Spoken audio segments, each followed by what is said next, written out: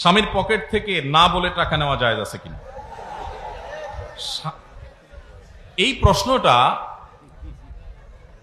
প্রশ্নটা আপনাদের হাসির কারণ হলেও অনেক মহিলাদের এই প্রশ্নটা অনেক গুরুত্বপূর্ণ, তার কাছে অনেক গুরুত্বপূর্ণ। আমার কাছে একবার রমজান মাসে রাতভর, সাধারণত আমরা আমাদের বাসায় রাতভর রমজানে সবাই জেগে থাকে, ইবাদতবন্দি করে, সকালে ঘুমায়, ফজর পড়ে ইশরাক পড়ে তারপর ঘুম দেয়।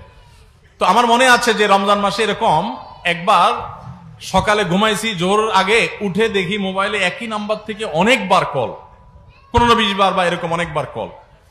তো এত বেশি কল একটা নাম্বার থেকে দেখে কল ব্যাক করলাম যে কোনো কারো বিপদ হলো কিনা। পরে দেখি ওই পাশ থেকে এক মহিলা ধরলো। বললাম, কি খবর, কোনো সমস্যা বোন? এতবার ফোন করেছেন, কে আপনি? তো বলে, হুজুর আমার একটা জরুরি বিপদ হয়েছে বা একটা ইমার্জেন্সি সমস্যা হয়েছে, একটা জরুরি জানা দরকার, এই জন্য ফোন দিলাম। তাই আমি বললাম, জরুরি তো বুঝছি, নাহলে এতবার কি ফোন দিয়েছেন, বলেন কি বিষয়। তখন বললো, হুজুর বিষয়টা হলো স্বামীর পকেট থেকে টাকা চুরি করা জায়েজ হবে কিনা। তা আমি বললাম, এটা জরুরি মাসালা হলো যে এটার জন্য এতবার ফোন দিছেন। আমার স্ত্রী পাশে ছিলেন, উনি শুনলেন। শোনার পর আমার স্ত্রী আমাকে বললেন, শুনো, তুমি সবকিছু নিজের মতো হিসাব করলে তো হবে না, ওই বেচারির জায়গায় তুমি চিন্তা করার চেষ্টা করো। সে হয়তো তার স্বামীর পকেটে জীবনে কঞ্জুস বেটা, হয়তো কোনোদিন টাকা পয়সা পায় নাই, আজকেই হয়তো চান্স পাইছে, এখনই তার মাসালার উত্তর দরকার। তো এটা তার জন্য ইমার্জেন্সি, তোমার কাছে এটা নাথিং হতে পারে। তো আপনারা হাসলে কি হবে, অনেক মহিলাদের কাছে এটা গুরুত্বপূর্ণ, কারণ অনেক কঞ্জুস স্বামী আছে, হাত খরচের টাকাও দেয় না, যার কারণে বেচারি চুরি চিন্তা করা ছাড়া উপায় থাকে না। যদিও এখানে বেচারিরও দোষ আছে। দোষ কি? দোষ হলো বিয়ের সময় তার মহর ধার্য হয়েছে না হয় নাই, কিন্তু সে মহর নেয় নাই। ওই বাসর রাতে স্বামীর পাম্পট্টি চোটে মাফ করে দিস, আছে না নেই? আমার দেশে মেয়েরা এত সোজা, শুধুমাত্র একটু।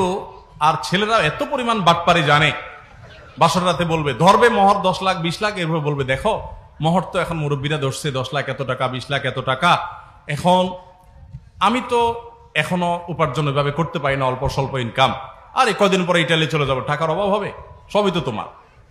আর এই বোকাশোকা সহজ সরল মেয়েরাও বলে দেয়, ঠিক আছে, আরে টাকা দিয়ে কি হবে, আপনি বাদ দেন, এগুলো লাগবে না। তো তুমি মাফ করে দিছো তো? হ্যাঁ আমি মাফ করে দিছি, শেষ। এই চান্সে ফেলায়া মেয়েদেরকে বোকা বানায়া এই বাটপারি করে পুরুষগুলা সব মহারণা মাফসাফ করে নেয়। এবার বেচারি মহিলা হুজুরের কাছে প্রশ্ন দেওয়া লাগে যে পকেট থেকে চুরি করে নিতে পারবো কিনা। আপনার চুরি করার দরকারটা কি? আপনি তখন তো নিজের হক নিতে পারতেন, ছেড়ে দিতে বলছে কি আপনাকে? অবশ্য না ছেড়ে উপায় নাই, কারণ মহিলা যদি বাসরাতে বলে যে না চান্দু, টাকা দেয়া ছাড়া কথা নাই, আগে মোহর পরিশোধ করো, তখন তো বলবে বাপরে বাপ, এই মহিলার সাথে ঘর করবো কেমনি, ওই বাসর থুয়া ছেলে পালাবে। আমাদের সমাজে মেয়েদের অধিকার আমরা নানাভাবে বলন্টিত করি এবং নষ্ট করি, তাদের মোহর ঠিক মতো দেই না। তো যাই হোক, মা বোনদের অধিকার, তাদের পাওনা দিয়ে দিবেন, টুকটাক তাদের হাত খরচও দেওয়া উচিত। তাদের মা আছে, বাবা আছে, খোঁজ খবর নিবে, যতটুকু পারেন সাধ্য অনুযায়ী তাদেরকে খোঁজ খবরের জন্য বা হাত খরচের জন্য টাকা পয়সা দিবেন। যদি কোনো স্বামী ন্যায্য পাওনা না দেয়, সংসারে খরচের টাকাও না দেয়, তাহলে সেক্ষেত্রে তার পকেট থেকে টাকা স্ত্রী নিতে পারেন। যদি তার ন্যায্য সংসারের বাজার খরচের টাকাও না দেয়, কঞ্জুস হয়, বা অনেক সময় দেখা যায় একাধিক বিয়ে হলে সে অন্য স্ত্রীর দিকে ঝোঁক থাকে, এখানে টাকাই না দেয়, তাহলে এক্ষেত্রে আপনার যতটুকু ভরণ পোষণের জন্য প্রয়োজন ততটুকু তার অজান্তেও তার পকেট থেকে আপনি নিতে পারবেন। কিন্তু আপনি চাইনিজ খাওয়ার জন্য, মার্কেটিং করার জন্য, আপনার বোনের ছেলে মেয়েকে জামা কাপড় কিনে দেওয়ার জন্য আর ফাও খরচ করার জন্য স্বামীর পকেট থেকে না বলে টাকা চুরি করলে সেটা কিন্তু জায়েজ হবে না, এটা মনে রাখতে হবে।